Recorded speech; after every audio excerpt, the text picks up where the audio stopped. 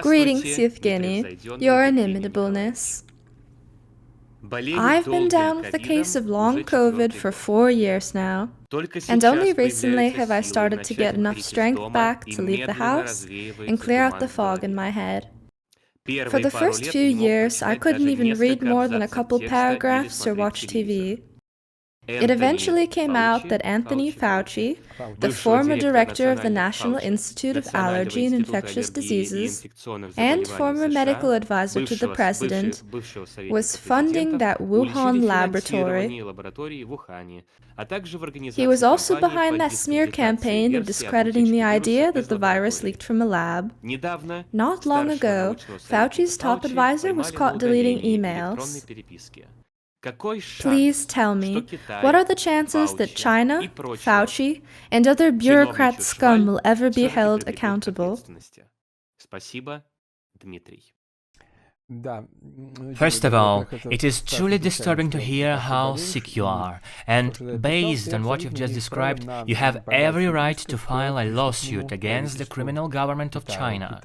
China is a criminal state, a convict nation, and a fascist totalitarian regime. And being a fascist regime, they simply couldn't not have been involved in the development of a biological weapon, which is explicitly prohibited under international law, and yet China was producing it and still is.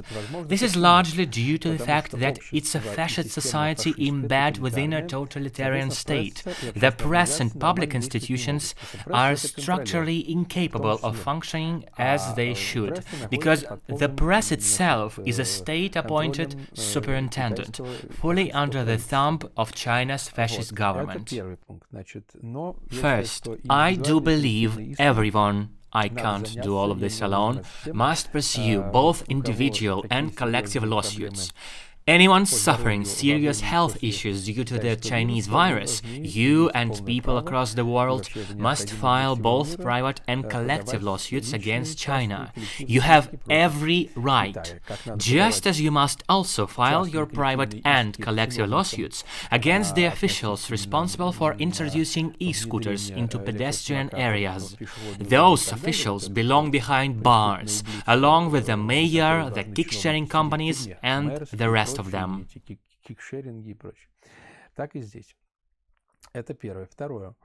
Second, about Fauci. The man never personally sponsored anyone, never lent a single cent, and never will. As a directive figure, sure, he may have issued grants to any lab in the world. Russian, Chinese, Italian, Zanzibari, you name it. That's the right thing to do, as a matter of fact. Labs are essential. People need to study phenomena, to collect them, examine them, scrutinize them, dissect viruses and everything else under the sun. It's been that way for decades, and rightfully so.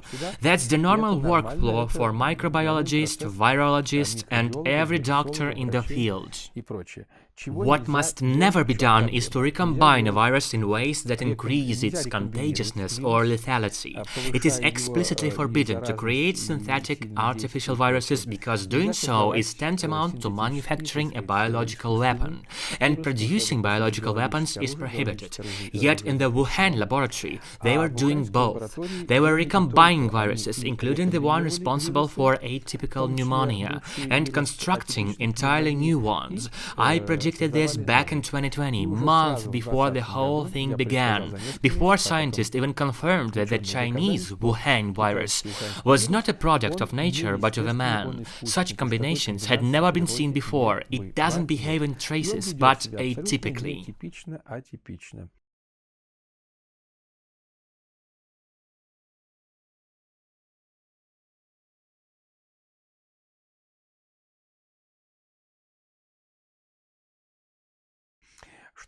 What does this virus do to you? The truth is, you are suffering from a biological weapon, and China is to blame. So is the World Health Organization, which hushed it up. They are nothing less than a criminal syndicate. Add to that the officials across the globe who knew exactly what they were dealing with, but nonetheless chose to cooperate with the red fascists of China, helping to cover up their crimes against humanity and humankind.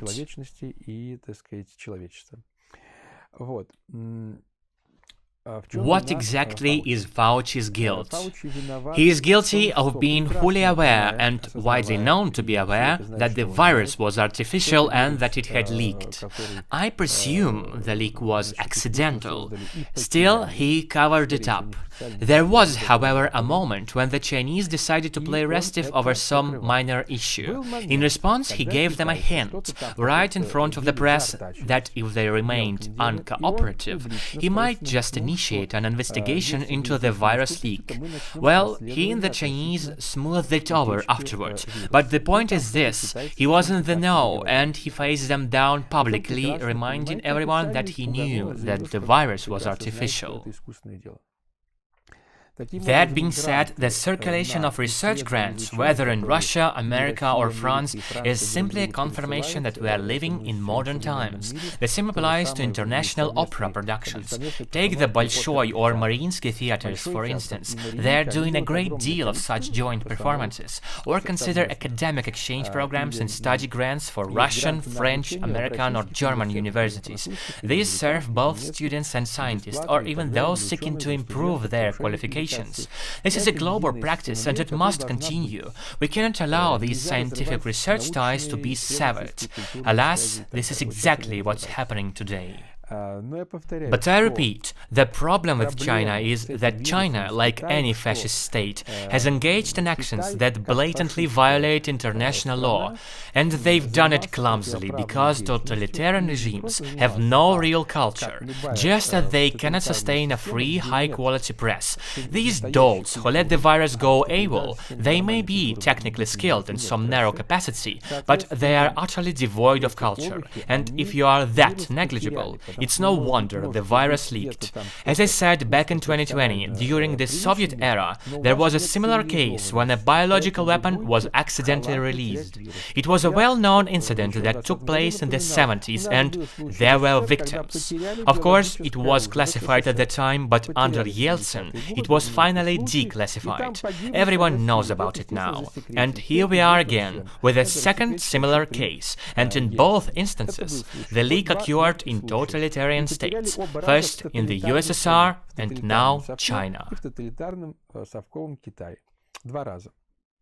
In civilized countries, however, biological weapons have never been invented or leaked, no pathogens let loose. Why? Because A. They're civilized, B. They have proper inspections, C. The press supervises.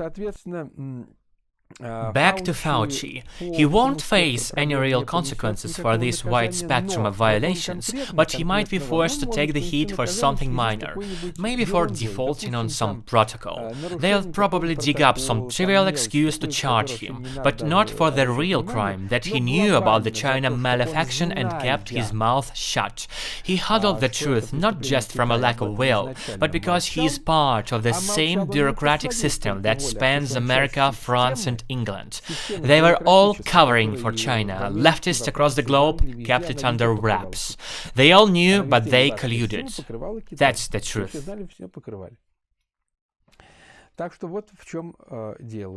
As for you, I don't know how or why, maybe it's due to my exceptional knowledge, but I never contracted the virus myself. My relatives and assistants did, and I helped them by giving the right recommendations to minimize the damage, so people around me fell ill, but my treatment always produced flawless results.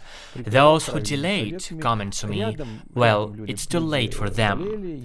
You, of course, are already far behind to begin receiving, so to speak, a seasonable tip-off. However, since you're fallen afflicted by this long COVID, here's what you need to know.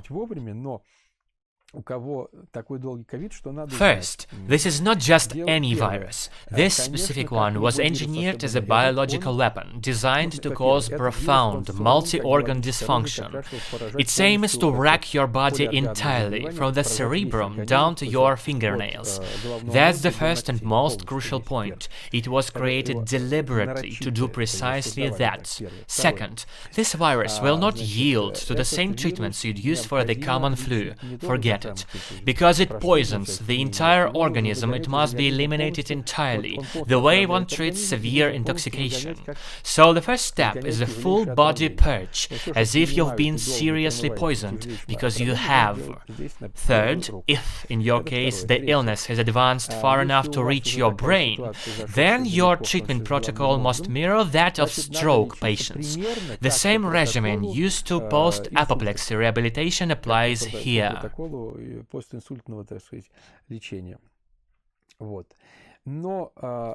And, of course, a systematic treatment of each part of your body is essential, since the virus exerts a destructive effect on all organs.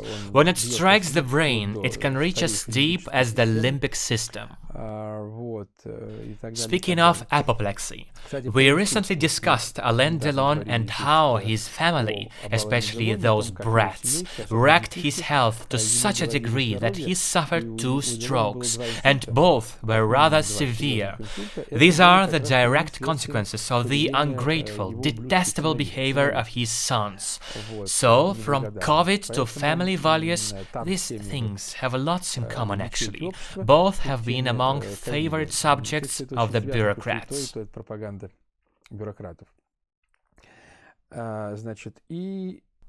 What other conclusions can we draw about the virus?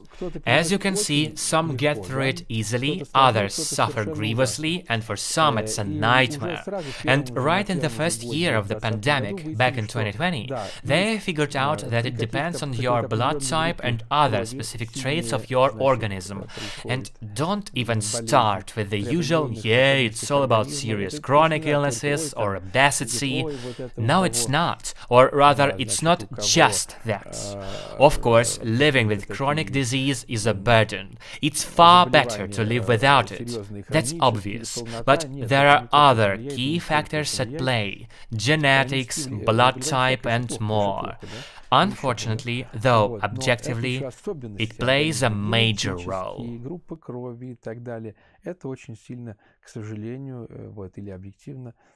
And of course, add to the equation the dosage of the virus you absorbed, the viral load, and how quickly you began treatment. I don't necessarily mean being laid up in a hospital. I know more than a few distant acquaintances who were snuffed out in those very wards because the doctors botched it entirely. And I say, for the virologist, the epidemiologist, and the medical establishment, this pandemic was a total disgrace. First to the pillory are, of course, the bureaucrats and officials. Those freaking bastards are the worst. Second place goes to the so-called professionals, those allegedly qualified experts who were supposed to know what they were doing, but they screwed up. Wrong predictions, wrong explanations. Day after day, week after week, they handed out wry assessments and false analysis, every mother's son of them. Just a few exceptions, a mere modicum of truly remarkable individuals. I mean those who said it from the start: this will be a pandemic, the virus is artificial, it was a leak, and here's how you protect yourself. Could count them on my fingers. And I said it from the start. In fact, that's how my live streams began. I started them to lift your spirits during the pandemic, while you were stuck in quarantine. I never planned to become someone who does live streams. It was a forced measure. People were starting to go bonkers. Some even wrote to me already about to defenestrate themselves. That's when I realized I had to go online and talk them down from their balconies. And here I still am. And now I want to resign like some retiree. But I'm stuck with you. Well, I suppose it happens. What else can I say? Stay sharp, folks. So, I spelled out about Fauci, and I said it plainly. The real threat lies in totalitarian states like China, whose crimes remain unpunished. But you must fight back against China and its sinful government. We know the name of the culprit. One of the lab's researchers, Shi Zhenli, she was directly involved in recombining the virus. This is official information pulled straight from their website. Though it was later removed, it still exists in cached form. And she gave an interview, warned the Chinese authorities immediately began banning and restricting. This is the person responsible for letting a biological weapon to run loose across the globe. Her name is Xi Jianli. I have repeated it 130 times on my live streams and interviews and in the press. Everyone knows, no one acts. And the leftists have surrendered entirely to the Chinese fascist state. The Chinese must be rescued from fascism, because there are many truly brilliant and admirable people among them craving freedom. Just like in Turkey, or in Russia, or in Iran, there are extraordinary individuals and they must be saved. But who will save them, or rather how? Look around what's going on these days. There are no true leaders in Europe, none with principles, with blood and iron. The population is servilely tolerant, here, there and everywhere. All in all, the situation is disgracefully distressing.